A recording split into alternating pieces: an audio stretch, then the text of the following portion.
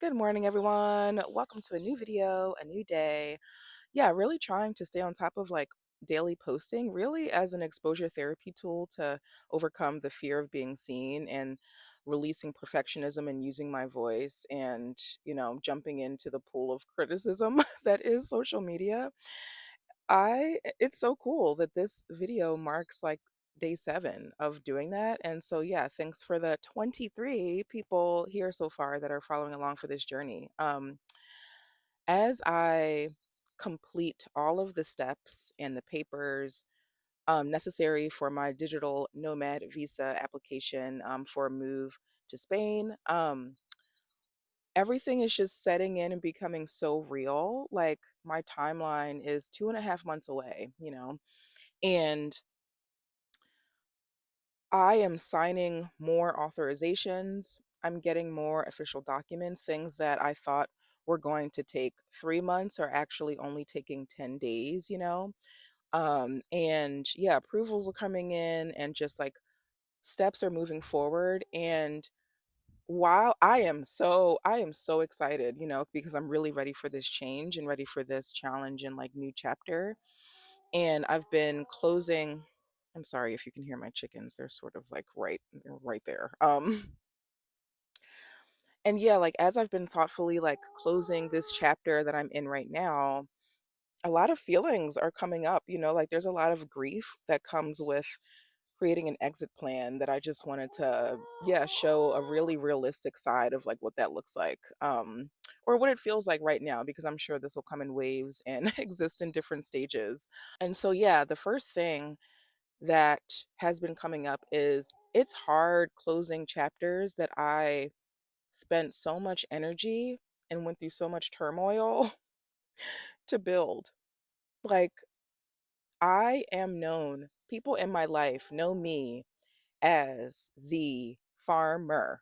They know me as the food system professional. They know me as like the nonprofit director. They know me as like, a person who spends a lot of time in nature. A lot of these identities will not, fade. Or, the things that I like to do to pass my time won't fade. But yeah, a lot of the systems that I've built or just like projects that I've designed and grown are going to be no longer. And that's really hard because there's this expectation that I've noticed that if you start something, the only way is up. There is no expectation to get to a certain point and then just coast if it meets all of your needs or if it checks all the boxes that you have. The expectation is sort of like you need to be exponential. And once you check all the boxes on one list, after you get to a certain point, you create new check boxes for more lists. And so I've had that sort of quiet expectation in my mind over the years of like, okay, I'm going to start on this level, then I'm going to scale it to regional, and then I'm going to scale it to like coastal, then I'm going to scale it nationally, and then I'm going to do this, and I'm going to do that, and I'm going to have multiple locations, and I'm going to run multiple programs, and I'm going to oversee like these sustainable forestry projects over many different countries, like, and that's exhausting in and of itself. And it's just whatever. It's so easy to daydream about those things. What it takes to actually get them requires this grind that I have no interest in participating in. And so, yeah, like releasing this expectation that, or these like dreams that I've um, began projects with and grown them with the intention of attaining. And I'm pivoting into a completely different like professional realm. I'm really going to start my first year just doing nothing and like trying to get comfortable with doing nothing, get comfortable with not having the same titles that I once have that I have now, and just really fall into myself and stop minimizing it because I have XYZ priority ahead of it. Um and so, yeah, like I look back with so much fondness over all of the chapters that I've had in Pennsylvania and just like America in general, because they weren't worthless, of course. Like during the time that I was building them, like they bared so much fruit for myself and for others that they've touched in the organizations and like outside of them.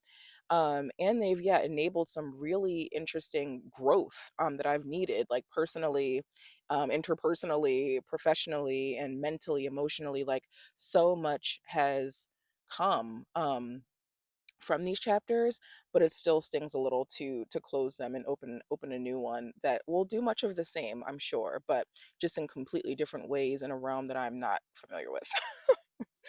Yeah, and another hard truth is that I will not be physically present here for like family milestones and like, yeah, family events, or just being available to help somebody move, or yeah, like if someone's going through a hard time and I'm wanting to create like a meal train for them, like I can't support them in that way.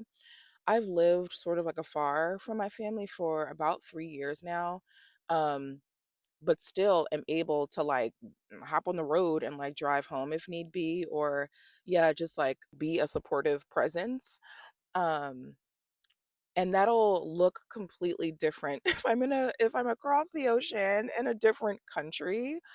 Um, and yeah, there's this sort of like fear of missing out of like important conversations or like memories that are built, like I'm gonna have to be like cropped into different photos if I'm not stateside for those events. And I just have so many fond memories of like gathering as a family and like relaxing together as a family, eating as a family, playing games and just like having fun. And the landscape just looks so different, as we're all adults now. And so I'm finding that a lot of my grief, one second. Yeah, a lot of the memories that I think about don't happen with the same frequency as they did when I was a kiddo. And I think that's my memory is just making me feel like they do, because those events and gatherings are, as it stands, like pretty few and far in between. And which, maybe is a good thing, because then whenever they are planned, I can make efforts to like be here for the big ones. And so, but yeah, that is something that I think about a lot. And I also go further into the daydream, which I try not to do. Like I'm trying to live in the moment a little bit more. But I think about, oh man, what if I really fall in love with X country, Y country, and my mom is aging, and so I want to be with her while she's aging. And so does that look like me coming back here? Does it look like her coming over there? Like what is this going to look like? And I try to cut those daydreams short, because again, that's like years and years and years into the future.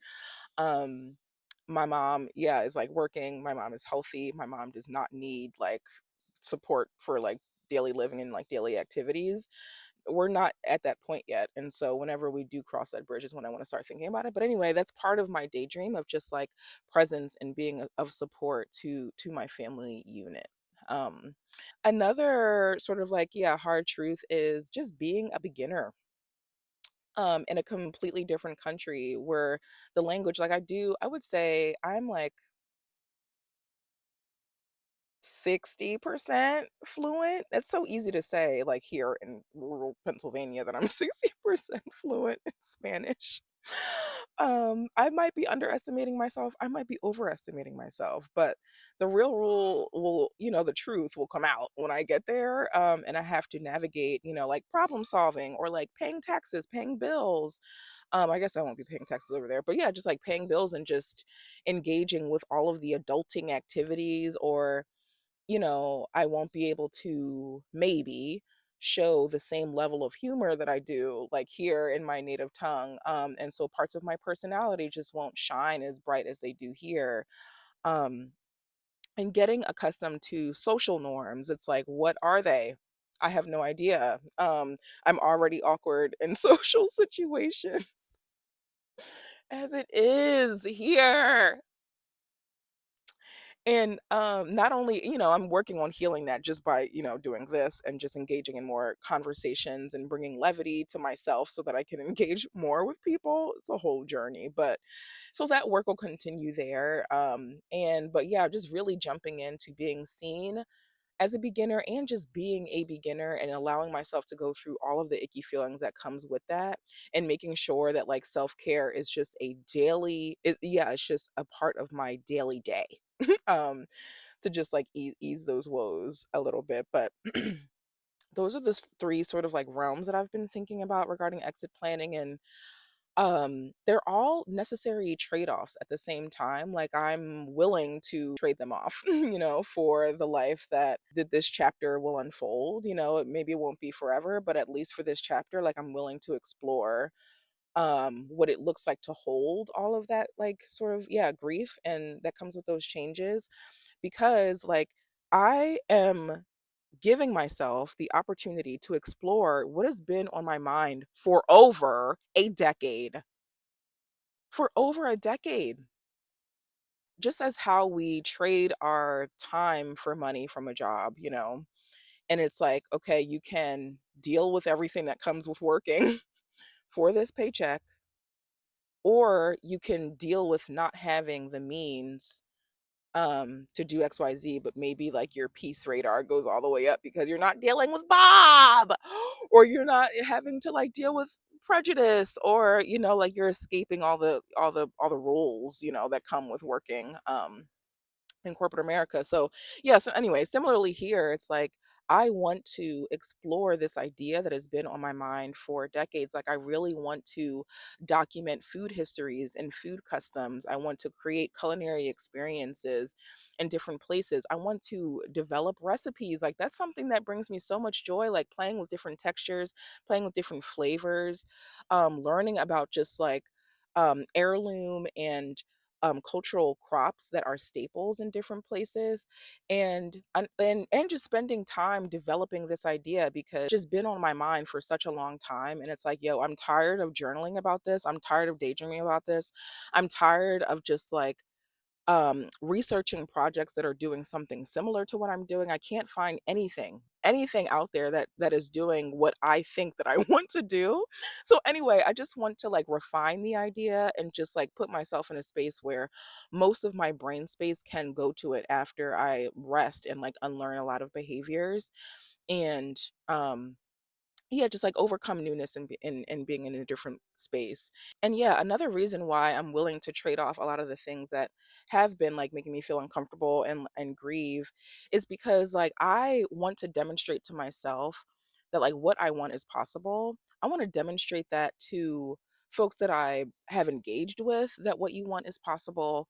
And it's worth just like overcoming the fear of the unknown and like releasing perfectionism in order to explore it, not even get it, but just to see if you want it the closer that you get to it, because you have to still allow space for like, pivots or more clarity. Like I was talking about in my other video, that like this lesson that I learned from hiking is if I'm looking for morels that day or oyster mushrooms that day, and I see a dead or dying tree that I can't identify if it's an elm, if it's a oak tree, if it's maple, if it's this or that, because that's relevant based on the mushroom that I'm trying to find during foraging. And from afar, it looks like there are all these obstacles like in the way. Maybe it's uphill and I don't feel like walking uphill. Maybe there's, all of these snags and dense vegetation full of thorns, like multiflora roads that I don't feel like sifting through and bending the thorns back so they don't get me. Like maybe there's like a jungle of Japanese knotweed that I don't feel like crouching down in with like whatever bags I already have full of, full of mushrooms or plants or whatever. And then I find myself later in that same spot. And I see that, man, in order to get to this tree that looked like it was crazy to get to from afar, now that I'm closer to it, I see that all I have to do is boom, boom, boom. I just have to step over this log, duck under this branch, and I'm at the tree, you know? And so the closer and closer we get to certain things, we'll have these grand revelations of like simplicity, like things are way more simple than they seem. I was in the Social Security office yesterday, and this woman before me, I was kind of eavesdropping. I shouldn't be doing that. I shouldn't even be admitting that I did that in the government office. But they just be making the booths all like out in the open, whatever. Anyway, but she was like, I have two things. One that is probably impossible, And the second thing is most likely possible because, I've done this before years ago here at this office. And then the guy was like, all right, shoot. And then, they went on through their conversation. And at the end, she was like, oh my gosh, I'm so surprised that the thing that I thought was impossible actually happened here. And the thing that I thought was so easy actually can't happen. And it's this whole bureaucratic process where I have to mail in this document, wait 6 weeks, mail in this, get this back, come back in here, do this thing, like she was just so surprised that what she perceived as impossible was the smoothest thing and the latter, you know what I'm trying to say. And life always gets us, it always tricks us in those ways. And I'm opening myself up to be surprised of like, yeah, this paperwork is a lot, but I'm staying on top of it so it really doesn't feel like it's burdensome really at all.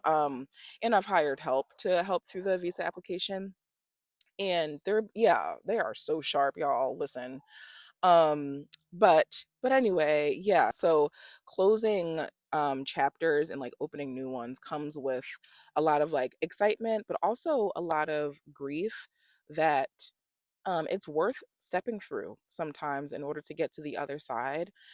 Because what seems like a mountain right now, when you look back, it'll be like, oh my gosh, that was a molehill. And I still am able to like maintain these relationships. I'm building new identities and I'm forming new friendships, or I'm, yeah, learning another language. I know how to navigate paying a water bill in like more than one place. And so eventually they will be wins, and I also want to challenge myself to not always create new checklists once I finish checking the checklists from a year ago. Like, I want to not always be so like more, more, more, more, more. But what is sufficient for the life that I'm trying to build and that I want to build? Like, what do I want to maintain? Not what can I, because I can work myself into the ground. Do you hear me? What do I want to be responsible for maintaining day by day? And how do I want my weeks to look? Thinking about those questions, asking those questions instead of how can I take over the world? you know, Typical American question.